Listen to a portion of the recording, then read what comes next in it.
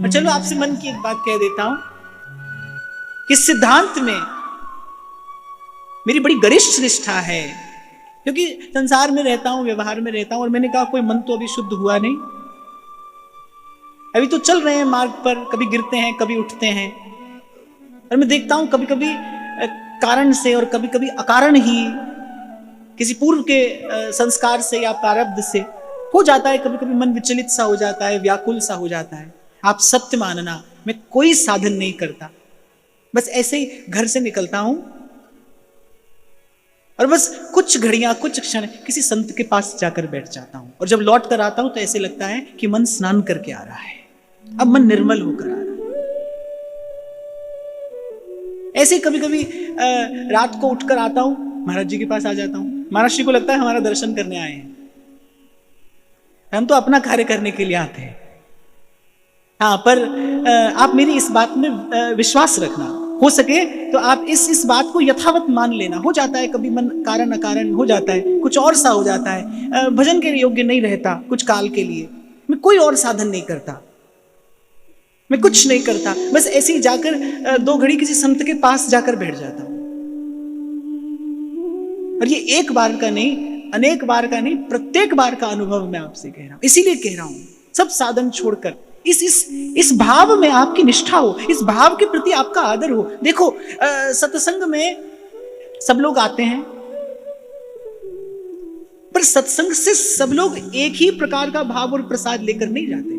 कोई क्या ले जाता है, कोई क्या ले जाता है, और कोई तो प्रभु को ही अपने साथ बैठा कर ले जाता है। सत्संग के प्रति आदर कितना है? क्या सत्संग की लालसा है? क्या सत्संग की इच्छा है? क्या प्यास है सत्संग की? कभी ना मिले तो व्याकुल होते हैं आप। मैं आपको सुना रहा था ना, महाराज कुमार भोजराज ने श्री मीराबाई जी के अनुकूल सब व्यवस्था करा दी।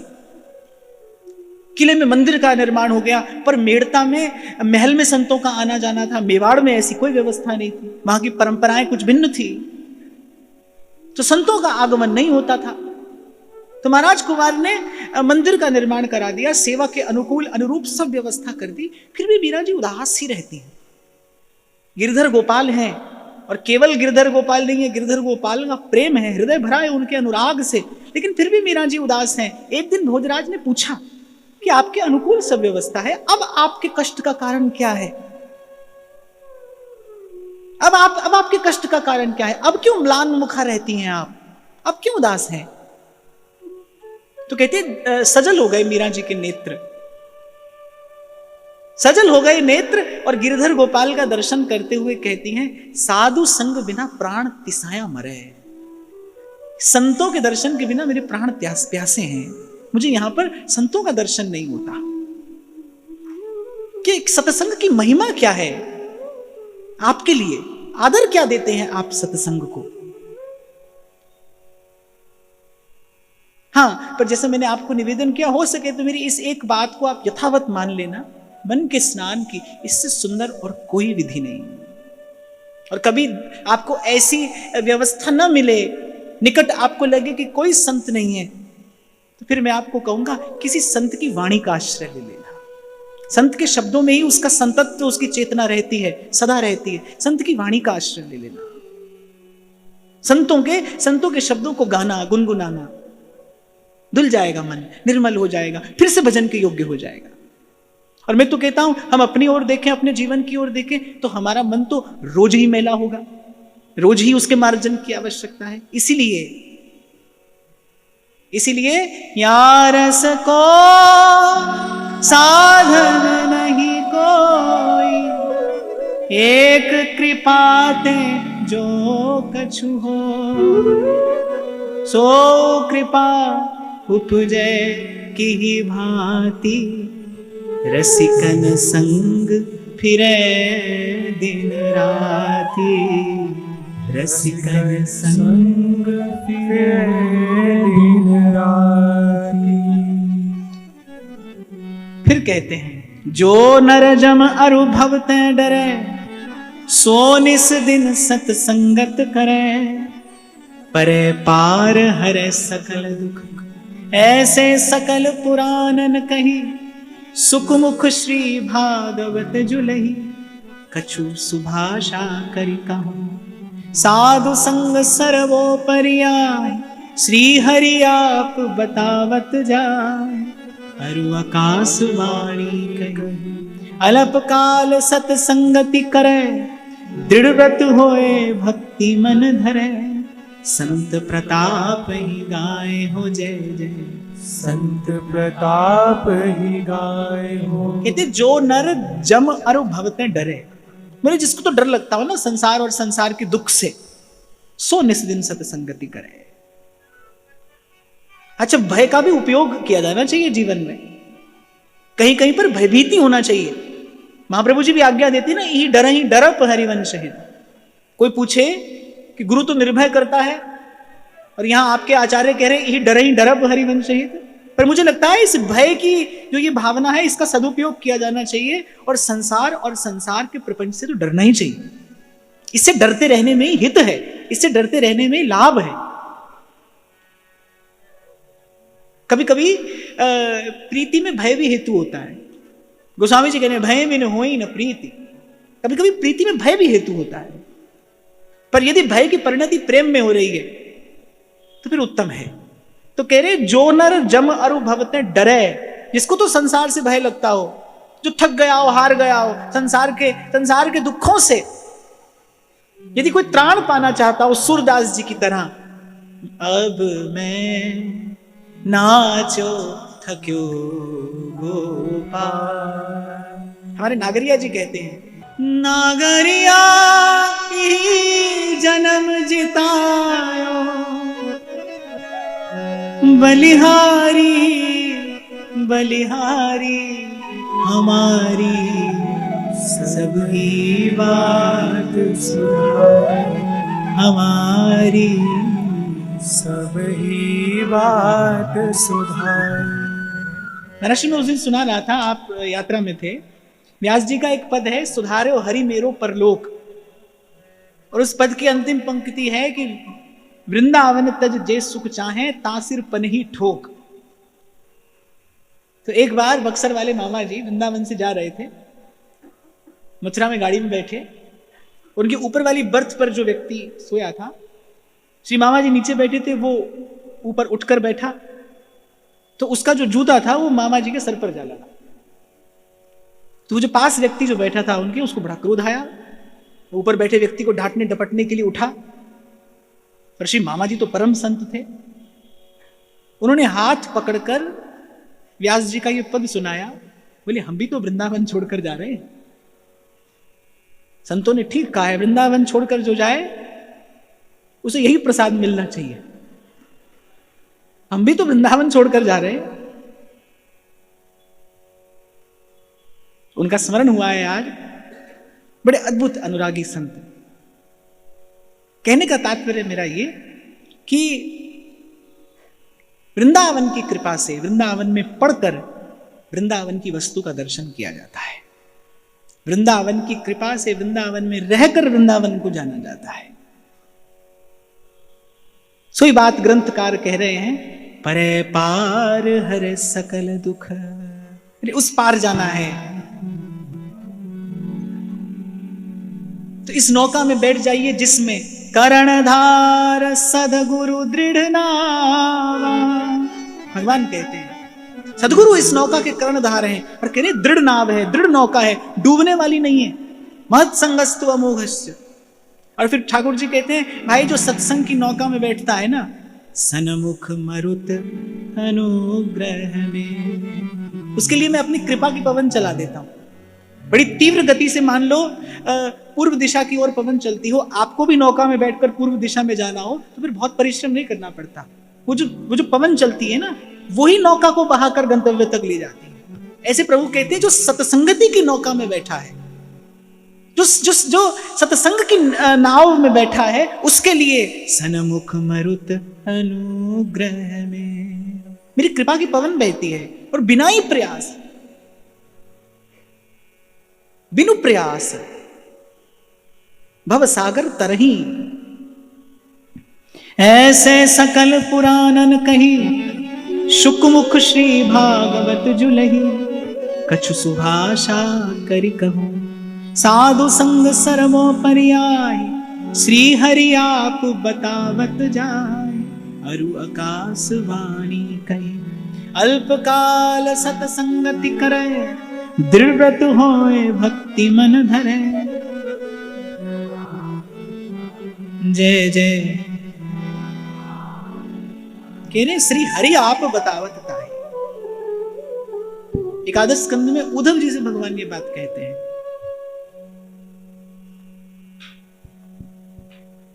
और कह रहे अल्पकाल सतसंगति करे, दृढ़व्रत होई भक्ति मन धरे, संत प्रताप ही धाये हो। जब थोड़ी देर के लिए आप यहां श्रवण करने के लिए आते हो, कई बार मैं आपको निवेदन करता हूं कि सत्संग में आने से पूर्व थोड़ी सी तैयारी यदि आप करके आए तो आपको अप्रत्याशित परिवर्तन दर्शनीय होगा जीवन में।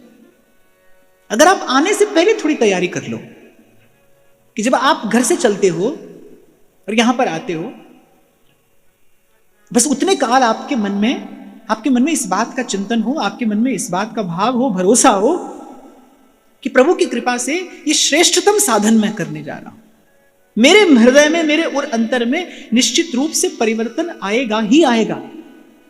कोई ऐसा है ही नहीं भाई, ऐसी स्थिति संभव नहीं है कि कोई सत्संगति का आश्रय ले ले और उसके हृदय की जड़ता दूर ना हो। आज नहीं तो कल होगी, पर अवश्य होगी भाई।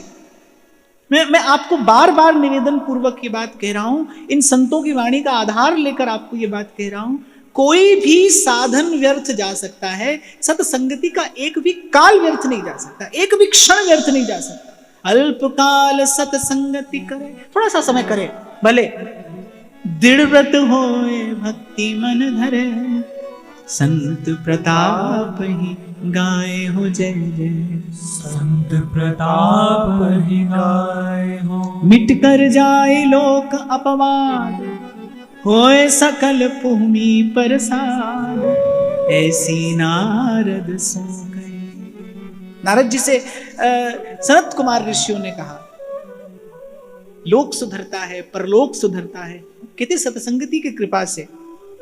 जग मंगल कीरति उदय और तीनों ताप नसाए, हरिजन के गुण बरनते हरि ही आए समाए। लोक में मंगल होता है, जीव का यश होता है, कीर्ति उदय और तीनों ताप नसाए।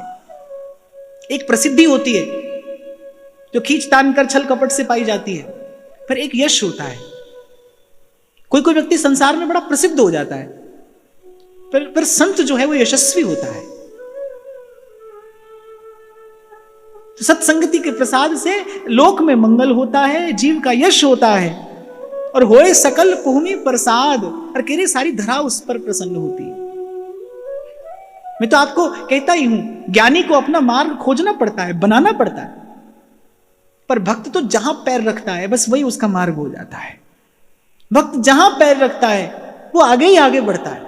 अरे हमारे यहां तो संतों ने गाया है, शास्त्रों ने ऐसा कहा है, जो भगवत भक्त है वो सोता नहीं, वो कभी नहीं सोता, वो तो समाधि में है, वो खाता नहीं, वो तो अपनी जठराग्नि में आहुति देकर यज्ञ नारायण की आराधना करता है। वो चलता है तो प्रदक्षिणा है, वो देखता है तो दर्शन है, वो कहता है बोलता है तो प्रसाद है।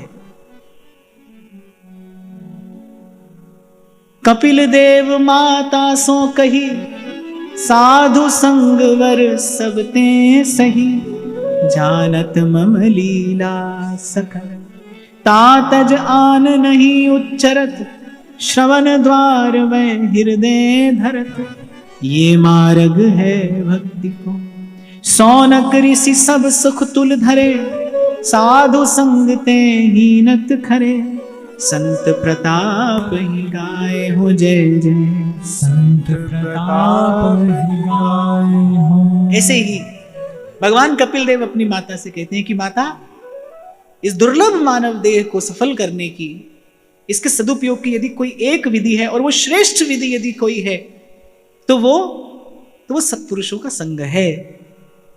ऐसे जन का संग जो जानत मम लीला सकल। लेकिन एक बात मैं आपको यहां पर बड़ी विनम्रता पूर्वक कहूं, ये जितनी भी महिमा गाई जा रही है, ये संत संगति की है, संत। और जब बात संत की आए तो इतने गुण जामे सो संत, हरि को भजन, साधु की सेवा, सर्वभूत पे दाया, हिंसा दंभ लोभ छल त्यागे, विषसम देखे माया, सहनशील आशय उदार, अति धीरज सहित विवेकी, तृष्णा दंभ लोभ छल त्यागे, गए अनन्य व्रत एकी, इंद्रिय जित अभिमान न जाके, करे जगत को पावन, और भगवत रसिक तासु की संगति, तीनों ताप न सावन। ऐसा संत मिल जाए, करे कथा और अर्थ विचारे, आप तरे और को तारे, आप तरे और को तारे। मैं तो आपको कहूंगा, जितनी बार प्रभु के सन्मुख होते हो उतनी बार मांगो, एक बार नहीं, बार बार मांगो, हर बार मांगो। हो मांगो संतन रहना, मैं नाही किसे का देना रे माधो, मांगो संतन रहना, मैं नाही किसे का देना। नहीं तो भाई बहुत जन्म हम जन्म बिगाड़े, अब हम बिगड़ पड़े। हमारे ध्रुवदास जी कह रहे हैं, बहुत गई थोड़ी रही, सो बीती जा। अच्छा, एक और संतों ने ये कहा है, बहुत गई थोड़ी रही, सो बीती जाए। और वहीं संत ये भी कहते सुनाई पड़ते हैं, बिगड़ी जन्म अनेक की अभी बनेगी। और बोले जन्म जन्म की बिगड़ी अभी बन सकती है, इसी क्षण बन जाएगी, इसी क्षण बन जाएगी। बस किसी सत्पुरुष की शरण ग्रहण कर लीजिए। इसीलिए आपको कह रहा हूं भाई, बार बार नहीं, हर बार मांगिए प्रभु से। पद सरोज अनपायनी, भक्ति सदा सत। मैं तो आपको कहूंगा, आज से व्रत ले लो, जितनी बार श्री जी के सन्मुख जाओगे उतनी बार यही कहोगे, बसो इन नैनन में दिन रैन, न सो मन के जिते आही बिकारा, जांचत बात दिन रैन यही ध्रुव, देहु प्रिय रस प्रेम की धार। रैदास जी महाराज की वाणी है, साध संगत बिना भाव नहीं उपजे, और भाव बिन भक्ति नहीं होए तेरी। तातज आन नहीं उच्चरत, श्रवण द्वार वह हृदय धरत, यह मार्ग है भक्ति। तो माता देवभूति ने भगवान कपिल से पूछा कि आप सर्व साधनों में हरि की भक्ति को श्रेष्ठ बताते हैं, तो हरि की भक्ति की विधि क्या है? भक्ति भक्ति सब कहते हैं, पर भक्ति वस्तुतः है क्या? कहां से कोई आरंभ करे? किसी के मन में ये प्रश्न हो कि भक्ति की ऐसी महिमा जानकर सुनकर अब मैं भी भजन करना चाहता हूं, भक्ति के मार्ग पर पग धरना चाहता हूं, तो मैं आरंभ कहां से करूं? पहला पग क्या हो? तो कहते हैं कि भगवान कह रहे हैं कि जो केवल मेरी लीला का गान करते हैं, बस उनके पास बैठकर श्रवण द्वार वह हृदय धरत, यह मार्ग है भक्ति को। ये बहुत बहुत बड़ा वाक्य है, चिंतनीय है। भगवान अपने मुख से कह रहे हैं, किसी को यदि आरंभ करना हो, किसी को आरंभ करना हो भक्ति का, तो कहां से करें? कह रहे मेरी कथा सुने, मैं कान के रास्ते हृदय तक पहुंच जाता हूं। श्रीमद् भागवत में भगवान ने स्पष्ट किया है, भगवान कह रहे यथा यथात्मा परिमृज्यते सौ, जैसे जैसे कोई सुनता जाता है, मत पुण्य गाथा श्रवणा विदान ही, तथा तथा पश्यति तत्व सूक्ष्मम चक्षुर यथैवांजन संप्रयुक्तम, ऐसे ऐसे मैं शब्दों के साथ उसके हृदय तक पहुंच जाता हूं। फिर जाकर क्या करता हूं? उसके पहले मैले कुचैले मन को धो देता हूं, उसके हृदय के पात्र को मांझ देता हूं, उसके मन मुकुर को धोकर स्वच्छ कर देता हूं। और फिर जब मन का दर्पण स्वच्छ हो जाता है तो उसके सन्मुख खड़ा होकर मुस्कुराने लगता हूं। पर भगवान कह रहे जो प्रथम भक्ति है वो यही है, कहे कथा और अर्थ विचारे, आप तरे और को तारे, कह रे दास मिले हरिदासा, जन्म जन्म की पूरी आशा, जन्म जन्म की पूरी आशा। एक बार आगरा के एक व्यक्ति मिले मुझे कहने लगे कि कथा तो आप बहुत अच्छी कहते हैं, बहुत सुंदर कहते हैं, पर कुछ बातें तो बार बार कहते हैं। मैंने कहा असल में कुछ बातें तो मुझे केवल कहनी पड़ती हैं, उनके कहने का कोई औचित्य नहीं होता, कहनी पड़ती है। कहने योग्य बात तो भाई बड़ी थोड़ी सी है, सार की बात तो बहुत थोड़ी है, कोई बहुत अधिक नहीं है कहने के लिए। वो थोड़ी सी बात को समझाने के लिए कभी कुछ और कभी कुछ कहना पड़ता है, पर सार की बात तो इतनी है ना, सार की बात तो इतनी है। हित तो कीजे कमल नयन सो, कमल नयन। साधन वही है जिससे प्रभु प्रिय लगने लगे, जिससे प्रभु का नाम मीठा लगने लगे, प्रभु की लीला कथा मधुर लगने लगे, प्रभु के दर्शन का लोभ बढ़ने लगे, प्रभु के दर्शन का लोभ बढ़े, लालसा हो, कृष्ण दर्शन लालसा। श्री करपात्री जी महाराज कहा करते थे, ये जो लालसा है ये उत्कट पुरुषार्थ है, और कहते पुरुषार्थ नहीं है, ये तो पुरुषार्थों की सिद्धि है। अनेक अनेक जन्म साधन करने के बाद जीव को क्या प्राप्त होता है? कृष्ण दर्शन लालसा, इच्छा प्राप्त होती है। कभी कभी देखता हूं मैं, जब श्री जी का दर्शन कोई कर रहा होता है, एक टक चकोर की भांति, जैसे चकोर चंद्रमा को एक टक निहारता है, ऐसे एक टक कोई निहारता है बस राधा वल्लभ लाल को। राधा वल्लभ लाल का दर्शन करने से भी अधिक आनंद उसका दर्शन करने में आता है। तो एक टक चकोरवत निहार रहा है, उस रूप सुधा का पान कर रहा है। बड़ा संस्कारी जीव होता है जिसको प्रभु के रूप में आकर्षण होता है, और वो तो संस्कार और विचार से शुद्ध और सिद्ध होता है, जिसको प्रभु के स्वरूप में आसक्ति हो जाती है। श्री कुम्मन दास जी महाराज का चरित्र, श्रीनाथ जी के स्वरूप में आसक्ति है, उनको आसक्ति, रह नहीं सकते बिना देखे। एक बार श्री गोसाई जी की आज्ञा से गोसाई जी के संग जाना पड़ा, कहते अभी ब्रज की सीमा तक भी नहीं पहुंचे थे, और श्रीनाथ जी के मंदिर की ओर मुख करके फूट फूट कर रो रही थी, जैसे छोटा सा बालक रोता है। जब गोसाई जी ने देखा कि अगर इनका समाधान नहीं किया हुआ तो कहीं रोते रोते इनके प्राण पखेरु ही नहीं उड़ जाएं, ऐसी दशा कुंभन दास की। सुबह आए हैं, अभी सुबह दर्शन करके आए हैं, और अभी सांझ हुई है, और गा क्या रहे हैं? केतिक दिन जो गए बिन दे। कितने दिन हुए प्यारे, आपके मुख चंद्र का दर्शन नहीं हुआ, आपकी रूप सुधा को पान करने के लिए मेरे नेत्र व्याकुल हो रहे हैं।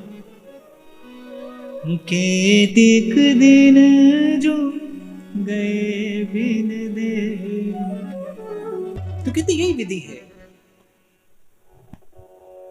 मेरा यश गाए, मेरा यश सुने। और इस घोर कली काल में तो कलयुग का धर्म ही ये कहना, कलौ तत्धरि कीर्तनात्। संतों ने उन्मुक्त कंठ से कहा, एहि कलि करम ना धर्म विवेकु, राम नाम अवलंबन एकु। कलि जुग मह कीर्तन परधाना, गुरुमुख जपिए लाए ध्यान। कलि जुग मह कीर्तन गाइए, सुनिए। कल भी मैं आपको कह रहा था, जिसके जीवन में श्रवण और कीर्तन स्थिर हो जाता है, ध्यान देना, जिसके जीवन में भगवत कथा का कथन और श्रवण स्थिर हो जाता है, उसके जीवन में भगवत स्मरण स्थिर हो जाता है।